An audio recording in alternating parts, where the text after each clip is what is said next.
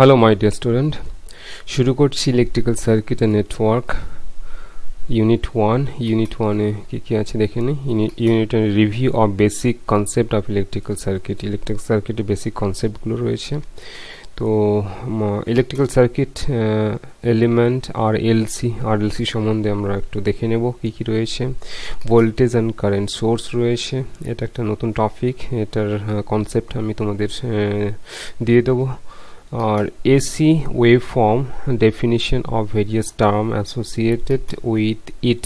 তো এসি সার্কিটের বা এসি ওয়েভ ফর্ম এবং তার বিভিন্ন ডেফিনিশনগুলো রয়েছে, সেগুলো আমরা ডিসকাস করব। Voltage and current response and impedance diagram of pure R L and C to AC supply. তো আর এল সি মানে resistance, inductance and capacitance, AC supply দিলে তার এগেনস্টের যে রেসপন্সগুলো সেগুলো আমরা এক্সপ্লেন করব। নেক্সট হচ্ছে phasor representation of alternating quantity. তো অল্টারনেটিং কোয়ান্টিটির বিভিন্ন রকম ফেজার ডায়াগ্রামের কনসেপ্ট রয়েছে, সেগুলো এক্সপ্লেন করব। তো ইউনিট ওয়ানটা আমরা শুরু করব। তো ইউনিট ওয়ান শুরু করার আগে আমাদের কতগুলো বেসিক জেনে, যেটা ইলেকট্রিক্যাল সার্কিটের নেটওয়ার্কে মানে ইলেকট্রিক্যালের যে কোনো টপিক শুরু করতে গেলে যে বেসিক কনসেপ্টগুলো থাকা দরকার সেগুলো একটু দেখে নিই। আমাদের যেটা জানতে হবে, ডিসি সাপ্লাই এবং এসি সাপ্লাই যেহেতু ইলেকট্রিক্যাল সার্কিটের নেটওয়ার্কের একটা ইম্পর্ট্যান্ট, সাপ্লাই সিস্টেমটা একটা ইম্পর্ট্যান্ট পার্ট। তো সাপ্লাই সিস্টেমটা সম্বন্ধে আমাদের একটু জানতে হবে। ডিসি সাপ্লাই মানে হচ্ছে it's polarity can not change with time, টাইমের সাথে সাথে এর কোনো পোলারিটি চেঞ্জ হয় না। সাপোজ একটা যদি আমরা এক্সাম্পল নিয়ে নিই, এটা একটা যদি এক্সাম্পল নেওয়া যায়, সাপোজ মনে করো এটা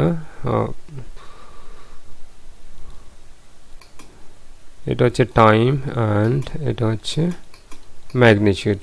সাপোজ এটা মনে করলাম আইটা, তাহলে কি হচ্ছে টাইমের রেসপেক্টে এটাকে যদি টি ধরে নেওয়া হয়, এই পয়েন্টটা হচ্ছে 0, মানে টাইমটা ইনক্রিজ করছে কিন্তু কি হচ্ছে এই ম্যাগনিটিউডটা কিন্তু কনস্ট্যান্ট, মানে হচ্ছে টাইমের রেসপেক্টে কারেন্টের পোলারিটি কোনো চেঞ্জ হচ্ছে না, এটা কনস্ট্যান্ট একটা ভ্যালু। সাপোজ ধর এটা 10 অ্যাম্পিয়ার, তো এই প্রত্যেকটা পার্টে কিন্তু 10 অ্যাম্পিয়ার করে ভ্যালু রয়েছে, প্রত্যেকটা ভ্যালু হচ্ছে 10 অ্যাম্পিয়ার রয়েছে। তো টাইম চেঞ্জ হচ্ছে কিন্তু 10 অ্যাম্পিয়ারটা কনস্ট্যান্ট, তো এটা হচ্ছে ডিসি সাপ্লাই। কিন্তু এসিতে যদি আমরা দেখি, এসিতে কি রয়েছে, এসি মানে হচ্ছে অল্টারনেটিং কোয়ান্টিটি, এসি মানে হচ্ছে অল্টারনেটিং কোয়ান্টিটি, মানে হচ্ছে টাইমের রেসপেক্টে কি হচ্ছে একবার পজিটিভ একবার হচ্ছে নেগেটিভ হচ্ছে। তো এই জন্য এটাকে বলা হয় টাইমের রেসপেক্টে কি হচ্ছে it's polarity changes with time. তো একবার প্লাস হবে আর একবার নেগেটিভ হবে, এটা প্লাস পার্ট, এটা পজিটিভ পার্ট, আর এটা হচ্ছে নেগেটিভ পার্ট। তো টাইমের রেসপেক্টে কি হচ্ছে এসির পোলারিটি চেঞ্জ হচ্ছে। ইট ক্যান বি স্টোরড, মানে ডিসি সাপ্লাইকে আমরা কি করতে পারি, স্টোর করে রেখে দিতে পারি, আর এসি সাপ্লাইকে স্টোর করা যায় না। একদম সিম্পল বেসিক কনসেপ্ট, এগুলো একটু মনে রাখতে হবে। Example of DC supply is battery or cell, আর এক্সাম্পল অফ এসি সাপ্লাই হচ্ছে জেনারেটর, যেখান থেকে অল্টারনেটিং যে জেনারেটরগুলো রয়েছে যেখান থেকে আমরা এসি পাওয়ার জেনারেট করতে পারি, সেটা হচ্ছে এক্সাম্পল একটা। আর ডিসির এক্সাম্পল হচ্ছে ব্যাটারি অথবা সেল। নেক্সট হচ্ছে ডিসি সিম্বল। ডিসি সিম্বল হচ্ছে কি রয়েছে, এটা হচ্ছে ডিসি সিম্বল মনে রাখতে হবে। ডিসি মানে হচ্ছে টার্মিনাল থাকবে, ঠিক আছে, একটা পজিটিভ, একটা হচ্ছে প্লাস টার্মিনাল আর একটা হচ্ছে মাইনাস টার্মিনাল। ডিসির যদি সিম্বল যদি এইভাবেও হয়, তো এখানে কি থাকবে, এখানে প্লাস মাইনাস সিম্বল থাকবে। তো এটা দেখে বুঝতে হবে যে এটা ডিসি সাপ্লাই। আর এসি মানে হচ্ছে অল্টারনেটিং একটা সাইনোসয়েডাল ওয়েভ ফর্ম থাকবে, সাইনোসয়েডাল ওয়েভ ফর্ম, এটা হচ্ছে এসি সাপ্লাই। তো এগুলো দেখে বুঝতে হবে। চলে আসছি নেক্সট, কতগুলো ইনস্ট্রুমেন্ট আমরা দেখব যেগুলো শুধু ইলেকট্রিক্যাল সার্কিট নয়, ইলেকট্রিক্যাল সার্কিটের প্র্যাকটিক্যাল করতে গিয়ে এই ইনস্ট্রুমেন্টগুলো কাজে লাগবে। মেশিন প্র্যাকটিক্যাল করতে গিয়ে, মেশিন ল্যাবের প্র্যাকটিক্যাল করতে গিয়ে এই ইনস্ট্রুমেন্টগুলো কাজে লাগবে। ইলেকট্রিক্যাল মেজারমেন্ট অ্যান্ড ইনস্ট্রুমেন্টেশন ল্যাবে প্র্যাকটিক্যাল করতে গিয়ে এই ইনস্ট্রুমেন্টগুলোকে কাজে লাগবে, মেজারিং ইনস্ট্রুমেন্ট। তো মনে রাখতে হবে অ্যামমিটার, অ্যামমিটার দিয়ে কী মেজার করা হয়, কারেন্ট মেজার করা হয়। এর ইউনিটটা কি, এর ইউনিট হচ্ছে অ্যাম্পিয়ার। অ্যামমিটার কারেন্টের ইউনিট হচ্ছে অ্যাম্পিয়ার। তো অ্যামমিটারের কানেকশন মনে রাখতে হবে, অ্যামমিটার সবসময় কি হয়, লোডের সাথে সিরিজে কানেক্ট করা থাকে, অ্যামমিটার সবসময় লোডের সাথে সিরিজে কানেক্ট করা থাকে। এটা যদি লোড হয় তো এটা হচ্ছে অ্যামমিটার, কিসে রয়েছে, সিরিজে কানেক্ট রয়েছে, মনে রাখতে হবে। অ্যামমিটারকে কি করা হয়, লোডের সাথে সিরিজে কানেক্ট করা হয়। নেক্সট হচ্ছে ভোল্টমিটার। ভোল্টমিটার দিয়ে কি মেজার করা হয়? পোটেনশিয়াল ডিফারেন্স অথবা ভোল্টেজ মেজার করা হয়, ইউনিট হচ্ছে ভোল্ট। তো এখানে কি রয়েছে? কেভি, কিলো ভোল্ট রয়েছে। কেভি যেটা স্ট্যান্ডার্ড একটা কি কিলো ভোল্ট, মানে হাই ভোল্টেজ ট্রান্সমিশন লাইনে যে ভোল্টেজ লেভেলগুলো কিলো ভোল্ট হয়, তো মনে রাখতে হবে। তো ভোল্টেজটা কি হয়? ভোল্টেজটা হচ্ছে লোডের সাথে কি শেপে কানেক্ট থাকে? লোডের সাথে প্যারালালি কানেক্ট থাকে। এটা হচ্ছে ভোল্টমিটারটা আমরা কি করব? লোডের অ্যাক্রসে, ভোল্টমিটার সবসময় হচ্ছে লোডের অ্যাক্রসে প্যারালালি কানেক্ট করা হয়, অ্যাক্রসে কানেক্ট করা হয়, এটা হচ্ছে ভোল্টমিটার। নেক্সট হচ্ছে ওয়াটমিটার। ওয়াটমিটার দিয়ে আমরা কি মেজার করা হয়? ওয়াটমিটার দিয়ে পাওয়ার মেজার করা হয়। পাওয়ার মানে হচ্ছে P equals to V into I, P equals to V into I অথবা P equals to I square R, I square R. তো মনে রাখতে হবে পাওয়ার মানে হচ্ছে আই স্কোয়ার আর অথবা ভি ইন্টু আই। তো পাওয়ার ইউনিট হচ্ছে ওয়াট, ওয়াট কিলোওয়াট, মেগাওয়াট হয়, ইউনিট হচ্ছে মেগাওয়াট হয়, তো মনে রাখতে হবে মেগাওয়াট হয়। তো ওয়াটমিটার আমরা দেখতে পাচ্ছি এখানে কি হয়? ভি মানে এখানে পোটেনশিয়াল ডিফারেন্স রয়েছে আর একটা কারেন্ট রয়েছে। তো কানেকশনটা যদি দেখি তার মানে কি হবে? ওয়াটমিটারে দুটো কয়েল রয়েছে, একটা কয়েল কারেন্ট মেজার করবে আর একটা কয়েল হচ্ছে পোটেনশিয়াল ডিফারেন্স মেজার করবে, কারেন্ট। তো কারেন্ট কি দিয়ে মেজার করা হয়? কারেন্ট যে মিটার দিয়ে কারেন্টটা মেজার করা হয় সেটা সিরিজে। তার মানে এখানে যে দুটো কয়েল রয়েছে, একটা সিরিজ কানেকশনের কয়েল রয়েছে আর একটা হচ্ছে প্যারালাল কানেকশনের কয়েল রয়েছে। তো প্যারালাল কানেকশনের কয়েলটা কি মেজার করবে? প্যারালাল কানেকশনের কয়েলটা হচ্ছে পোটেনশিয়াল ডিফারেন্সটা মেজার করবে। এটা যদি লোড হয়, লোডের অ্যাক্রসে আমরা কি করেছি? ওয়াটমিটারটা কানেক্ট করেছি। তো এইটাকে বলা হয় কারেন্ট কয়েল সিসি। তাহলে সিসিটা কিসে রয়েছে? সিসিটা সিরিজে কানেক্ট রয়েছে। আর এই কয়েলটাকে বলা হয় পোটেনশিয়াল কয়েল, পিসি বলা হয়, এটাকে বলা হয় পোটেনশিয়াল কয়েল অথবা পিসি। এটা কি দিয়ে রয়েছে? লোডের অ্যাক্রসে প্যারালালি কানেক্টেড রয়েছে। তো এই দুটো একসাথে কি করছে? তাহলে এ কি করছে? এ ভিটাকে মেজার করছে আর এই কয়েলটা কারেন্টটাকে মেজার করছে। দুটো একসাথে মাল্টিপলটাই হচ্ছে ভি ইন্টু আই অথবা পাওয়ার, এটাই হচ্ছে ওয়াটমিটার। তাহলে ওয়াটমিটারটা কি হচ্ছে? ওয়াটমিটারে দুটো কয়েল, একটা সিরিজ কানেকশনে কানেক্টেড রয়েছে আর একটা প্যারালাল কানেকশনে কানেক্টেড রয়েছে। নেক্সট হচ্ছে এনার্জি মিটার। এনার্জি মিটার দিয়ে কি মেজার করা হচ্ছে? এনার্জি, ইউনিট হচ্ছে কিলোওয়াট, কিলোওয়াট আওয়ার। তো এনার্জির সাথে আমরা যদি টাইমটা মাল্টিপ্লাই করে দিই, এনার্জির সাথে টাইম মাল্টিপ্লাই, পাওয়ারের সাথে টাইম মাল্টিপ্লাই করে দিলেই হয়ে যাবে এনার্জি। তো এটা হচ্ছে এনার্জি মিটার। তার মানে এনার্জি মিটারের কানেকশনও কিন্তু সেম। এনার্জি মিটারের মধ্যে কি রয়েছে? এনার্জি মিটারের মধ্যে কারেন্ট কয়েল রয়েছে, প্রেসার কয়েল রয়েছে, তার সাথে সাথে স্টপ ওয়াচ রয়েছে। তো তার মানে কি হচ্ছে? পাওয়ারের সাথে আমরা টাইম মাল্টিপ্লাই করে কি পাচ্ছি? এনার্জিটা পাচ্ছি। তো এর ইউনিট হচ্ছে কিলোওয়াট আওয়ার।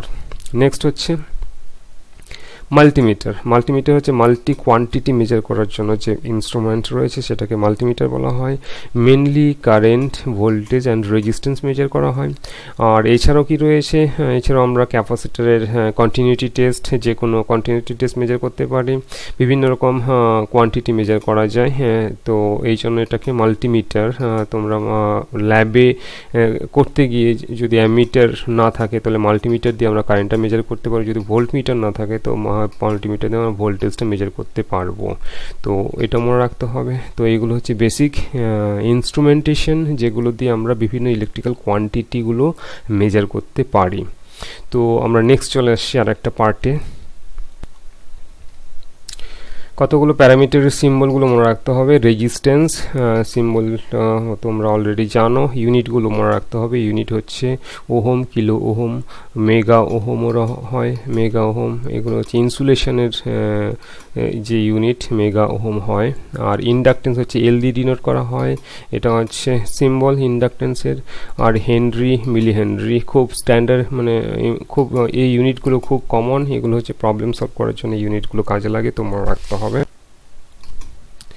নেক্সট হচ্ছে ক্যাপাসিটর। ক্যাপাসিটরের সিম্বল হচ্ছে এটা। ক্যাপাসিটর কি হয়?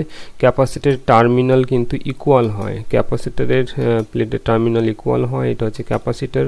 টার্মিনাল যদি ছোট বড় হয়ে যায় তাহলে সেটা কিন্তু ভোল্টেজ হয়ে যাবে, ভি অথবা ই। ভি অথবা ই দিয়ে ডিনোট করা হয় এটাকে, অথবা ভি অথবা ই। আর এটা হচ্ছে ক্যাপাসিটর। তো এই দুটোর মধ্যে ডিফারেন্স মনে রাখতে হবে। টার্মিনাল ইকুয়াল হলে ক্যাপাসিটর, টার্মিনাল যদি ছোট বড় হয়ে যায় আইদার ভি অথবা ই, মানে ইএমএফ। আর ইউনিট হচ্ছে ফ্যারাড, মাইক্রোফ্যারাড, ন্যানোফ্যারাড হয় NF, মনে রাখতে হবে, খুব ইম্পর্টেন্ট, সব ইউনিটগুলো কিন্তু মনে রাখতে হবে। তারপরে কি রয়েছে, পিকোফ্যারাড রয়েছে, পিকোফ্যারাড PF। তো এই 4টি ইউনিট কিন্তু খুব স্ট্যান্ডার্ড ইউনিট, মনে রাখতে হবে। এগুলো দিয়ে প্রবলেমগুলো অনেক সময় কি হয়, মাইক্রোফ্যারাডে ডেটা দেওয়া থাকে, ন্যানোফ্যারাডে, পিকোফ্যারাডে ডেটা দেওয়া থাকে, তো মনে রাখতে হবে। যেমন হচ্ছে 1F যদি হয়, 1F ইকুয়ালস টু, মনে রাখতে হবে, এটা আমি আগেও বলেছিলাম, আবার বলে দিচ্ছি, 1F equals to 10 to the power 6 microfarad, 10 to the power 6 microfarad. 1F equals to 10 to the power 6 microfarad. যদি এটা মাইক্রোফ্যারাড, ন্যানোতে যদি চলে যায় 10 to the power 9 ন্যানোফ্যারাড, 10 to the power 9 nanofarad equals to 10 to the power 12 picofarad, 10 to the power 12 picofarad, 10 to the power 12 picofarad। তো রিভার্সটা হয়ে গেলে কিন্তু এগুলো মাইনাস হয়ে যাবে। রিভার্সটা যদি সাপোজ ধরো হচ্ছে 1 পিকোফ্যারাড যদি হয়, 1 পিকোফ্যারাড, তো 1 পিকোফ্যারাড ইকুয়ালস টু কত ফ্যারাড, তাহলে কি হয়ে যাবে, 10 to the power minus 12 পিকোফ্যারাড, 10 to the power minus 12 farad, 10 to the power minus 12 farad. তো এই সিকোয়েন্সটা মনে রাখতে হবে তোমাদের। এই টোটাল যে ফর্মুলাটা, 1 farad equals to 10 to the power 6 microfarad equals to 10 to the power 9 ন্যানোফেরাড, 10 to the power 12 পিকোফেরাড। তো এগুলো হচ্ছে বেসিক কনসেপ্ট, এগুলো অবশ্যই মনে রাখতে হবে। চলে আসছি পরের টপিকে। এই যে টেবিলটা, এই টেবিলটা খুব ইম্পর্ট্যান্ট টেবিল। এটা আমি ইলেকট্রিক্যাল টেকনোলজির একদম প্রথম পার্টে এই টেবিলটার এক্সপ্লেনেশন করেছি। আমি ডেসক্রিপশন বক্সে এর লিঙ্কটা দিয়ে দেবো। তো এই টেবিলটা তোমরা সেখানে গিয়ে এর এক্সপ্লেনেশনটা দেখে নেবে। আর এখানে ফর্মুলাগুলো কিন্তু প্রত্যেকটা ফর্মুলা মনে রাখতে হবে। V equals to IR, I equals to V/R, রেজিস্ট্যান্সের অ্যাক্রসে পাওয়ার লস হচ্ছে P ইকুয়ালস টু I²R, আর হিট লস হচ্ছে অথবা এনার্জি সোর্স বা এনার্জি যেটাকে বলা হয় I²RT। ইন্ডাক্টরের অ্যাক্রসে V equals to L di/dt, আর কারেন্ট ইন্ডাক্টরের থ্রু দিয়ে যে কারেন্টটা সেটা হচ্ছে 1/L integration 0 to t VDT। আর তার অ্যাক্রসে পাওয়ার, ইন্ডাক্টরের অ্যাক্রসে পাওয়ার হচ্ছে LI/di/dt, অ্যান্ড এনার্জি সোর্স হচ্ছে হাফ LI²। একই রকমভাবে ক্যাপাসিটরের রয়েছে। তো এটা আমি টোটাল লিঙ্কটা ডেসক্রিপশন বক্সে দিয়ে দেবো, সেখান থেকে তোমরা এই ডিটেলসটা এক্সপ্লেনেশনটা পড়ে নেবে। নেক্সট চলে আসছি আমরা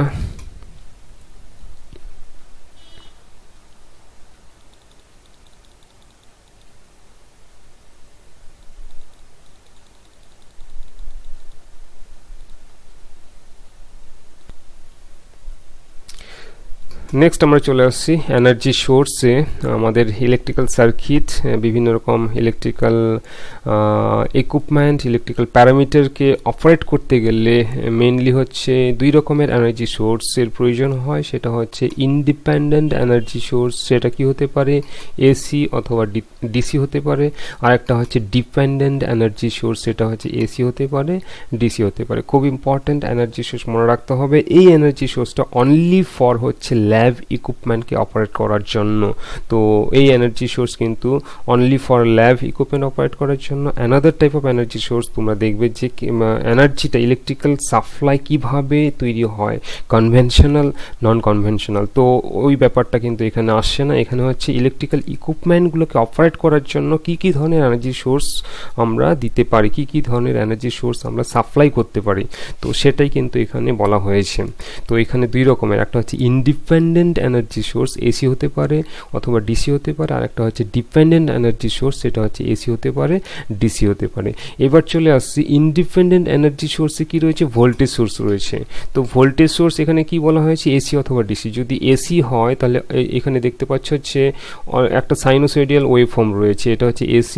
আর DC যদি হয় তাহলে কি থাকবে, পোলারিটি থাকবে প্লাস মাইনাস। তার মানে কি হচ্ছে, একটা AC, একটা সাপ্লাই AC না DC কিভাবে বুঝবো, যদি এর মধ্যে পোলারিটি থাকে তাহলে সেটা হচ্ছে প্লাস মাইনাস সিম্বল যদি থাকে তাহলে সেটা হচ্ছে ডিসি সাপ্লাই, এটা হচ্ছে ডিসি ভোল্টেজ সোর্স, এটা হচ্ছে ডিসি ভোল্টেজ সোর্স। আর যদি কি হয়, আর যদি সাইনোসয়েডাল ওয়েভফর্ম থাকে তাহলে অবশ্যই সেটা বুঝতে হবে এসি। এটা টাইমের রেসপেক্টে কি হয়, টাইমের রেসপেক্টে চেঞ্জ হয়, এই জন্য হচ্ছে টি দিয়ে এটাকে ডিনোট করা হয়, টাইমের রেসপেক্টের পোলারিটিটা চেঞ্জ হয়। ক্লিয়ার হয়েছে আশা করি। একই রকমভাবে কারেন্টে আমরা দেখব কারেন্ট সোর্স, কারেন্ট সোর্সটাও মনে রাখতে হবে। একটা সোর্স কারেন্ট সোর্স না ভোল্টেজ সোর্স কীভাবে মনে রাখবে আগে, এটা খুব ইম্পর্টেন্ট। কিন্তু একটা কারেন্ট সোর্সে কিন্তু একটা কি থাকবে, কারেন্ট সোর্সে হচ্ছে এই সিম্বলটা থাকবে। কারেন্ট সোর্সের ক্ষেত্রে কি থাকবে, কারেন্ট সোর্সের ক্ষেত্রে এই সিম্বলটা থাকবে, অ্যারো সাইনটা, যে এটা কারেন্টের ডিরেকশনকে ইন্ডিকেট করে। আর এটা যদি এসি হয় তাহলে এর সাথে কি থাকবে, টাইমটা মাল্টিপ্লাই থাকবে। আর যদি ডিসি হয় তাহলে কোনো টাইম মাল্টিপ্লাই থাকবে না, তাহলে টাইম ডিপেন্ডেন্ট নয়, টাইম ডিপেন্ডেন্ট নয়, তাহলে সেটা হচ্ছে ডিরেক্ট কি থাকবে, অনলি আই দিয়ে ডিনোট করা থাকবে। এটা হচ্ছে ডিসি কারেন্ট সোর্স আর এটা হচ্ছে এসি কারেন্ট সোর্স, মনে রাখতে হবে। তো খুব ইম্পর্টেন্ট এগুলো, কারণ এগুলো দিয়ে কিন্তু পরবর্তীকালে তোমাদের ক্যালকুলেশন রয়েছে, আর এগুলোর এখান থেকে কিন্তু প্রচুর প্রায় কোশ্চেন হয়, তো অবশ্যই এখানে মনে রাখতে হবে। নেক্সট আমরা চলে আসছি ডিপেন্ডেন্ট এনার্জি সোর্স। তো ডিপেন্ডেন্ট এনার্জি সোর্সে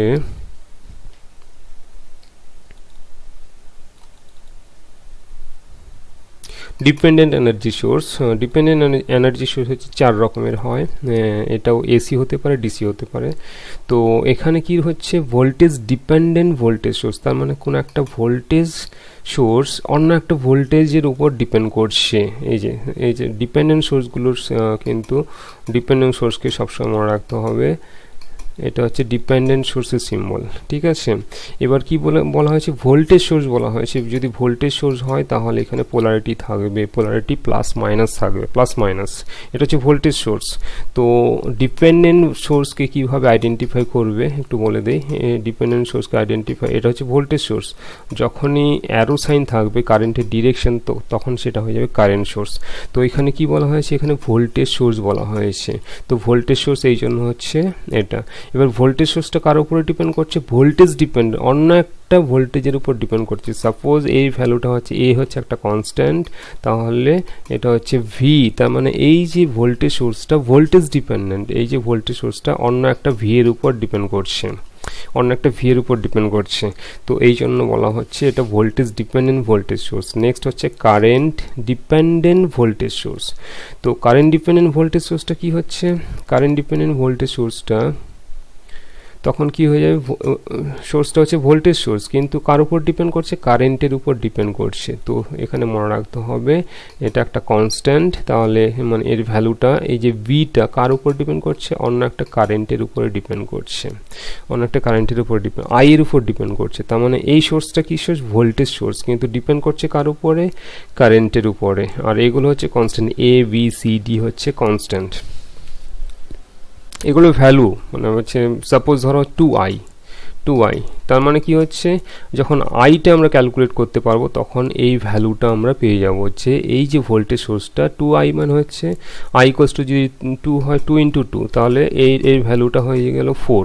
তাহলে আমার হচ্ছে সেকেন্ড পয়েন্টটা কারেন্ট ডিপেন্ডেন্ট ভোল্টেজ সোর্স, এর টোটাল ভ্যালুটা হচ্ছে 4 ভোল্ট। এটা কি কারেন্ট ডিপেন্ডেন্ট মানে হচ্ছে 2 অ্যাম্পিয়ার কারেন্টের উপর ডিপেন্ড করে, এর ম্যাগনিটিউডটা কার উপর ডিপেন্ড করছে, 2 অ্যাম্পিয়ার কারেন্টের উপর ডিপেন্ড করছে। আর বি ইকুয়াল টু 2 আমরা পেয়েছি, বি ইকুয়ালস টু 2। তো এগুলো এই ডেটাগুলো হচ্ছে দেওয়া থাকবে, এ বি সি এর ভ্যালুগুলো দেওয়া থাকবে প্রবলেমে কিন্তু, আর এই আই ভি আই এগুলো বের করতে হয়। তো আশা করি ক্লিয়ার হচ্ছে। নেক্সট আমরা চলে আসবো হচ্ছে ভোল্টেজ ডিপেন্ডেন্ট কারেন্ট সোর্স। তো ভোল্টেজ ডিপেন্ড কারেন্ট, এটা কি সোর্সটা হচ্ছে কারেন্ট সোর্স, সোর্সটা হচ্ছে কারেন্ট সোর্স, কার উপর ডিপেন্ড করছে, ভোল্টেজের উপর ডিপেন্ড করছে, সেই জন্য এটা হচ্ছে ভি কনস্ট্যান্ট, এটা হচ্ছে ভি দেওয়া রয়েছে, voltage dependent current source. Next হচ্ছে কারেন্ট ডিপেন্ডেন্ট কারেন্ট সোর্স। তো কারেন্ট ডিপেন্ডেন্ট কারেন্ট সোর্সটা কি, এটা কি সোর্সটা হচ্ছে কারেন্ট সোর্স। তো কারেন্ট সোর্সটা আমরা আগে ড্র করে নেব। কারেন্ট সোর্সটা কি কার উপরে ডিপেন্ড করছে, কারেন্টের উপরে ডিপেন্ড করে, সোর্সটা হচ্ছে কারেন্ট সোর্স, কার উপরে ডিপেন্ড করছে, একটা আমি ভ্যালু ধরে নিলাম হচ্ছে দুই ধরে নিলাম, কার উপরে, কারেন্টের উপরে ডিপেন্ড করছে, কারেন্ট ডিপেন্ডেন্ট কারেন্ট সোর্স। তাহলে আই ইকুয়ালস টু যদি 4 হয়, 4 দুগুণে 8, তো এই ভ্যালুটা হয়ে গেল 8। তাহলে কারেন্ট সোর্সের আমরা ভ্যালু পেয়ে গেলাম হচ্ছে 8 অ্যাম্পিয়ার। তো এইভাবে ডিপেন্ডেন্ট সোর্সগুলো হচ্ছে 4টে টাইপ রয়েছে, 4 প্রকার রয়েছে। তো মনে রাখতে হবে, একটা হচ্ছে voltage dependent voltage source, current dependent voltage source, current dependent current source, voltage dependent current source. তার মানে হচ্ছে কোনো একটা কারেন্ট ভোল্টেজের উপরে ডিপেন্ড করতে পারে, কোনো একটা কারেন্ট সোর্স ভোল্টেজের উপরে ডিপেন্ড করতে পারে, কারেন্টের উপরেও ডিপেন্ড করতে পারে, কোনো একটা ভোল্টেজ সোর্স ভোল্টেজের উপরে ডিপেন্ড করতে পারে, কারেন্টের উপরেও ডিপেন্ড করতে পারে। তো এইভাবে ক্লাসিফাই করলে তাহলে ভোল্টেজ সোর্সের দুটো টাইপ রয়েছে, কারণ ভোল্টেজ সোর্সটা ভোল্টেজের উপর ডিপেন্ড করতে পারে, ভোল্টেজ সোর্সটা কারেন্টের উপর ডিপেন্ড করতে পারে, টু টাইপ। তাহলে কারেন্ট সোর্সটা কারেন্টের উপর ডিপেন্ড করতে পারে, কারেন্ট সোর্সটা ভোল্টেজের উপর ডিপেন্ড করতে পারে, টু টাইপ। তাহলে এইভাবে টোটাল ডিপেন্ডেন্ট সোর্সগুলো হচ্ছে 4টে টাইপ রয়েছে। অবশ্যই মনে রাখতে হবে এগুলো কিন্তু পরবর্তীকালে খুব কাজে লাগবে, তো অবশ্যই মনে রাখবে। তো আজকের টপিক এ অবধি, এই সেশনটা ভালো করে দেখবে, যদি কোনো প্রবলেম হয় কমেন্ট বক্সে অবশ্যই কমেন্ট করবে। তারপরে আমরা পরবর্তী টপিকে আস্তে আস্তে আমরা ডিটেলসে ডিসকাস করতে করতে মানে অ্যাজ ফর সিলেবাস আমরা কিন্তু আস্তে আস্তে করে এগোবো। তো আজকের